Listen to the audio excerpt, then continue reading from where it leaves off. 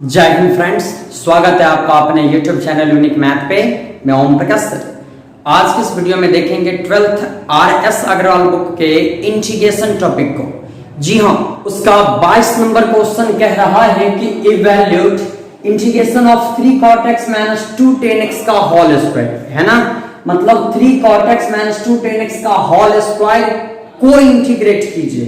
तो कुछ नहीं करना, हमें a माइनस बी के होल स्क्वायर पे पहले तोड़ते हैं, फिर इसको इंटीग्रेट करेंगे। ठीक है, तो क्या हो गया, ये a माइनस बी का होल स्क्वायर, तो क्या होता है a का स्क्वायर यानी 9 cot स्क्वायर x प्लस में b का स्क्वायर मतलब 4 tan स्क्वायर x माइनस में 2 a मतलब क्या 3 cot x और इंटू b मतलब 2 tan x, है ना।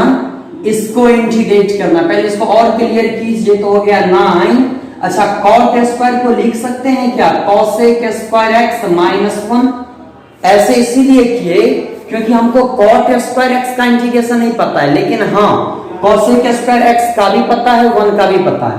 उसी तरह 4 को क्या करेंगे, यानी 4 tan square cosec square x minus 1, minus में 2 तिया 6 गुना 12 और cot को लिख देते हैं 1/10x और इंटू 10x, है ना। अब देखिए क्या हो गया, ये 10x से 10x कैंसिल, 9 से अंदर गुना करो तो 9 cosec स्क्वायर x माइनस में 9, फिर प्लस में 4 sec स्क्वायर x माइनस 4 और माइनस 12, है ना। इसको इंटीग्रेट किए तो क्या हो गया, finally 9 cosec square x plus 4 sec square x minus 25 into dx। कैसे, तो minus 9 minus 4 minus 13 minus 12 minus 25। अब सबको इंटीग्रेट करते हैं तो 9 पीछा cosec स्क्वायर x का इंटीग्रेशन माइनस में cot x प्लस में 4 इंटू sec स्क्वायर x का इंटीग्रेशन 10x माइनस में 25 इंटू कुछ नहीं तो 1 है, 1 का इंटीग्रेशन x प्लस c, है ना। तो हो गया माइनस में 9 cot x plus 4 tan x minus 25x plus c। 27 है कि 3 sin x plus 4 cosec x का होल स्क्वायर, बस a प्लस b का होल स्क्वायर पे इसको तोड़ देते हैं। ठीक है, तो क्या होता है a स्क्वायर मतलब क्या 3 sin x का whole square plus b square मतलब 4 cosec x का होल स्क्वायर प्लस 2 ab, तो 3 sin x इंटू में 4 cosec x, ठीक है, और इंटू हो गया dx।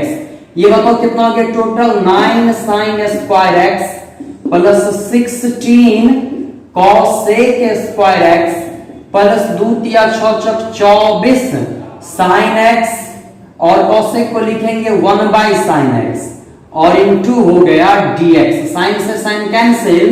अब जरा सोचना, 9 sin स्क्वायर x को हम डायरेक्ट नहीं निकाल सकते इंटीग्रेशन, है ना। तो इसका एक फार्मूला होता है 1 minus cos 2x bye 2 plus में 16 cosec स्क्वायर x प्लस 24। कहिएगा ये कहां से फार्मूला होता है sin स्क्वायर x का, तो एक फार्मूला नहीं हम लोग पढ़ते थे 1 माइनस cos 2 थीटा बराबर 2 sin स्क्वायर थीटा।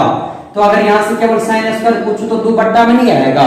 ठीक है, अब देखो क्या हो गया, 2 बाहर कर दो तो 9/2, 9/2 से किसमें 1 में भी और cos 2x में भी गुना करेंगे प्लस में 16 cosec स्क्वायर x प्लस 24। ठीक है, अब गुना करता हूं तो ये हो गया 9/2 माइनस 9/2 cosec यानी cos 2x प्लस में 16 cosec स्क्वायर x प्लस 24 और इंटू dx। ठीक है, ये 9/2 भी कांस्टेंट है, 24 भी कांस्टेंट है, दोनों को एक साथ कर देता हूं तो क्या हो गया, ये 9/2 प्लस 24, तो 24 2 जा 48 और 9 हो गया आपका 57/2 माइनस में 9/2 into cos 2x plus 16 cosec square x और इंटू dx। मैं एक चीज बताऊं आपको, जैसे देखिए 57/2 आ गया पीछा, है ना, 57/2, तो 1 का इंटीग्रेशन 9/2 पीछा तो cos 2x का इंटीग्रेशन, 16 पीछा तो cos sec स्क्वायर x का इंटीग्रेशन। एक चीज थोड़ा सीखना आपको, cosec स्क्वायर x का इंटीग्रेशन आता है माइनस cot x, 1 का इंटीग्रेशन पता है x, लेकिन cos 2x का भी आप नहीं जानते, आप केवल cos x का इंटीग्रेशन जानते हैं, लेकिन यहाँ cos 2x है। तो एक चीज सीखिए यहाँ पे, अगर एंगल में x के जगह कुछ और हो, जैसे cos x के जगह cos x ना हो के cos 3x है, cos 4x है, cos 2x प्लस 3 है, वैसे स्थिति में क्या करेंगे, x के जगह जो है ना उसको कुछ मान लेते हैं। तो कुछ देर के लिए इसको चलिए मान लिए 2x को tu भी कुछ मान लीजिए।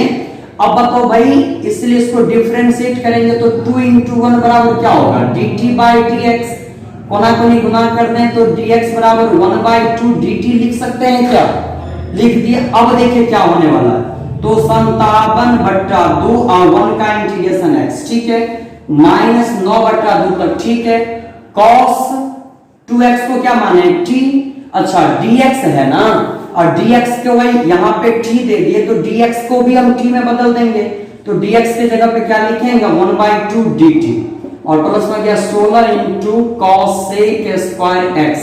एक चीज देखिए, जब मानते हैं तो इसको तो t में बदल दिया ना, तो ये हो गया cos t, तो यहाँ dx करना उचित नहीं है, इसीलिए इसको जिसको माने उसको डिफरेंशिएट कर लेते हैं ताकि dx के जगह पे dt के टर्म में मान रख सके, ठीक है।